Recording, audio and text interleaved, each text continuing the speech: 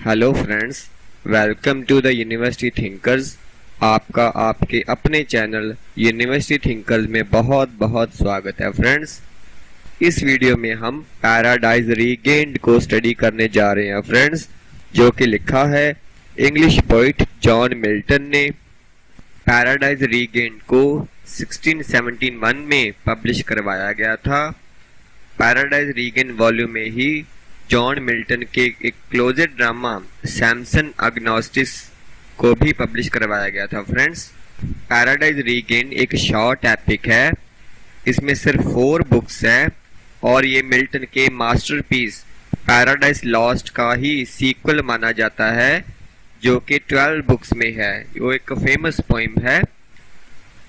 Paradise regained में 2065 lines है, जबकि पैराडाइज लॉस्ट में 10,565 लाइन्स है।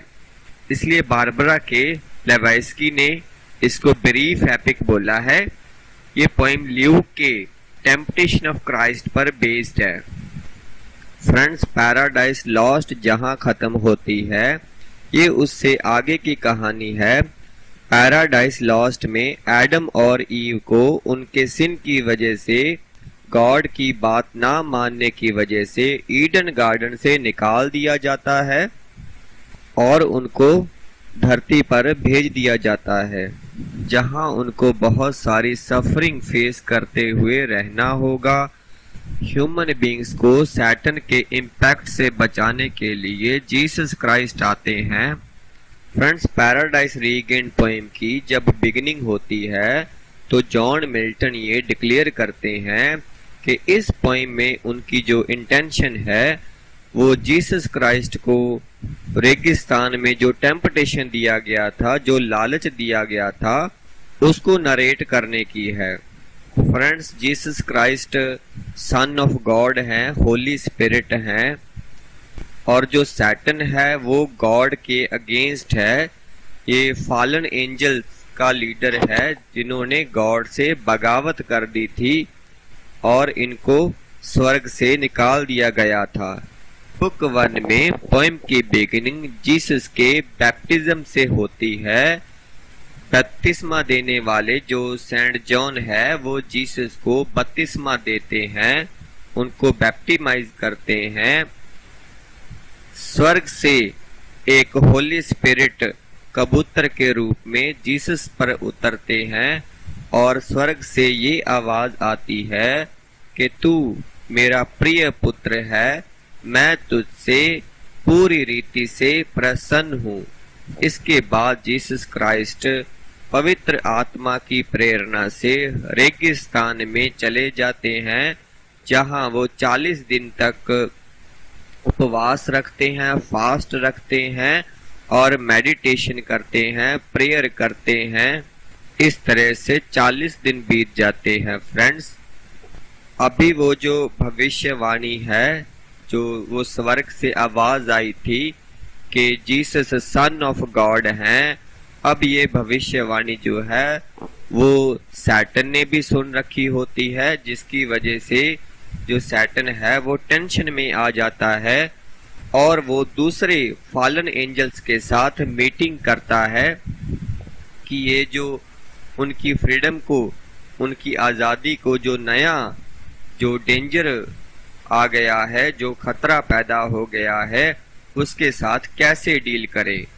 जीसस क्राइस्ट को भी वैसे ही वो करप्ट करे जिस तरह से उन्होंने एडम और ईव को किया था। जीसस क्राइस्ट जब रेगिस्तान में होते हैं तो उनके सामने एक ओल्ड मैन, एक बूढ़ा आदमी अपीयर होता है। वो जानता है कि फास्ट की वजह से, उपवास की वजह से जीसस क्राइस्ट भूखे हैं। वो जीसस को कहता है कि अगर तू सन ऑफ गॉड है तो तू इन पत्थरों को ब्रेड में बदल ले, रोटी में बदल ले और अपनी भूख को शांत कर ले। जीसस सैटन को पहचान जाते हैं और वो उसे डांट कर कहते हैं कि ये लिखा है कि मनुष्य केवल रोटी से ही नहीं बल्कि गॉड के हर वचन से भी जीवित रहेगा। बुक 2 में जो सैटर्न है वो वापस मीटिंग करता है फॉलन एंजल्स के साथ और कहता है कि जो जीसस है उन्हें धोखा देना इतना इजी नहीं है जितना कि एडम और ईव को धोखा देना था। बेलायल नाम का जो फॉलन एंजल है वो कहता है कि हमें जीसस को वुमन का लालच देना चाहिए जिस तरह उन्होंने किंग सोलोमन को दिया था। सैटर्न कहता है कि जो वीक माइंड के लोग होते हैं वही इस वुमन वाली टेम्पटेशन में आते हैं, लालच में आते हैं।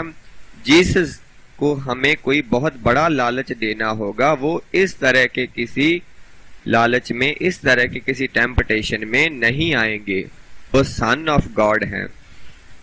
सैटर्न फिर रिच पर्सन का भेष बनाकर जीसस के पास जाता है और वो इसे बहुत तरह के खाने देता है, बट जीसस उसे रिजेक्ट कर देते हैं और कहते हैं कि वो जब चाहे ऐसा खाना एंजल से मंगवा सकते हैं, बट वो गॉड की विल को ही मानेंगे और पेशेंस रखेंगे।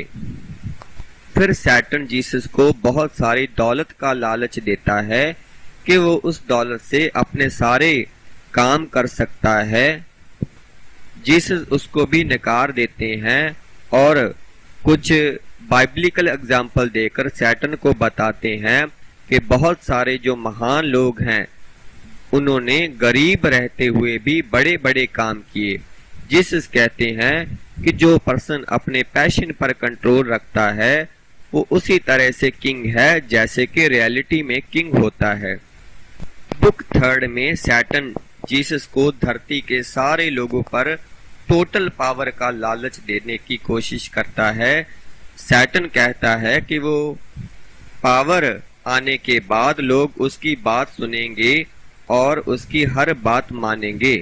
जीसस कहते हैं कि लोगों को गुलाम बनाना गलत बात है और वैसे भी जो लोग हैं वो क्वेश्चन कम करते हैं, सोचते कम है और फॉलो ज्यादा करते हैं। सैटर्न कहता है कि तुम्हारा पिता गॉड जब ग्लोरी को एंजॉय कर रहा है तो तू तो सन ऑफ गॉड है, तुझे क्या गलत है।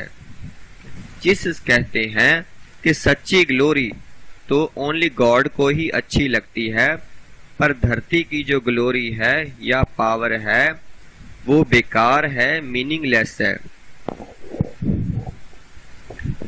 सैटर्न जीसस को एक माउंटेन टॉप पर ले जाता है और उसे धरती के सारे राज्य दिखाता है और कहता है कि ये सारे तुम्हारे हो सकते हैं, इन पर जीसस का अधिकार हो सकता है अगर वो उसके सामने झुक जाए।